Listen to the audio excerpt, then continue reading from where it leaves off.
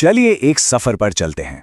एक ऐसा सफर जो हमें 6ठी शताब्दी के अरब के रेगिस्तान में वापस ले जाएगा।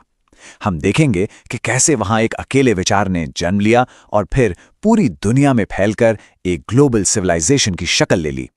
ये सिर्फ एक धर्म की कहानी नहीं है, बल्कि ये एक क्रांति की कहानी है। तो सबसे बड़ा सवाल यही है कि आखिर एक अकेला संदेश, एक मैसेज पूरी दुनिया को कैसे बदल सकता है। यही वो सवाल है जो इस पूरी कहानी के दिल में है और हमें इसके हर पहलू को समझने में मदद करेगा। अच्छा, इस कहानी को सही से समझने के लिए ना हमें जरा टाइम में पीछे जाना पड़ेगा। कल्पना कीजिए 6ठी शताब्दी के अरब की, एक ऐसी दुनिया जो एक बहुत बड़े बदलाव की दहलीज पर खड़ी थी। तो उस दौर का अरब था कैसा? देखिए, एक तरफ तो मक्का में पवित्र काबा था जो पैगंबर इब्राहिम की एक ईश्वर वाली विरासत की याद दिलाता था, लेकिन दूसरी तरफ अरब समाज कबीलों की लड़ाइयों, मूर्ति पूजा और नाइंसाफी में पूरी तरह से जकड़ा हुआ था। लोग एक ईश्वर की उस असल शिक्षा को भूल चुके थे और सैकड़ों देवी देवताओं की पूजा करने लगे थे। और हाँ, इसी माहौल के बीच साल 570 ईस्वी के आसपास मक्का के सबसे इज्जतदार कबीलों में से एक कुरैश में मोहम्मद इब्न अब्दुल्ला सल्लल्लाहु अलैहि वसल्लम का जन्म हुआ। वो अपनी जवानी से ही 3 चीजों के लिए जाने जाते थे: सच्चाई, जबरदस्त ईमानदारी और हर किसी की मदद करने का जज्बा। उनके इसी किरदार की वजह से पूरा मक्का उन्हें एक नाम से जानता था, अल अमीन, यानी वो इंसान जिस पर आंख बंद करके भरोसा किया जा सके। और फिर उनकी जिंदगी में एक ऐसा मोड़ आया जिसने सिर्फ उनकी ही नहीं बल्कि पूरी दुनिया की तारीख बदल कर रख दी।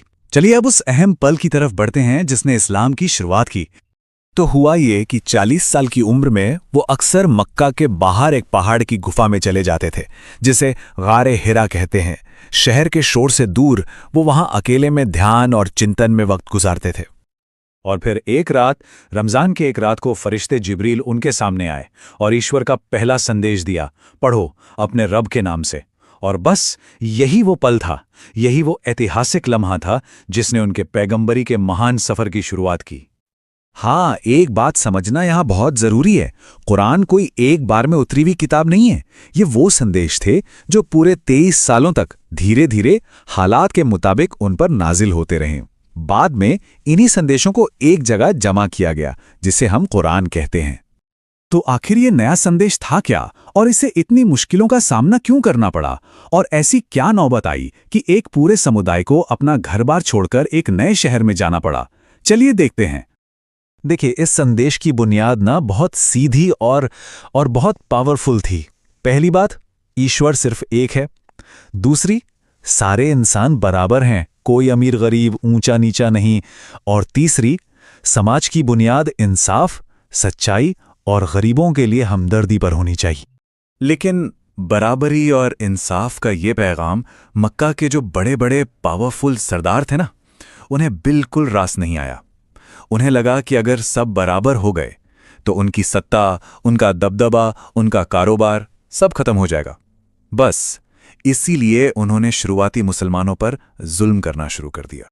तो जब मक्का में जुल्म हद से ज्यादा बढ़ गया तो साल 622 ईस्वी में पैगंबर और उनके साथियों ने मक्का छोड़कर मदीना की तरफ हिजरत की, यानी माइग्रेट किया।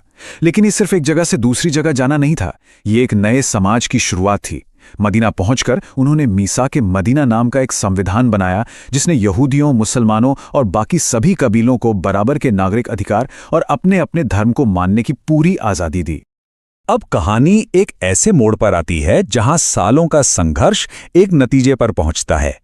लेकिन यह नतीजा बदले का नहीं, बल्कि माफी की एक ऐसी मिसाल था जिसे आज भी याद किया जाता है।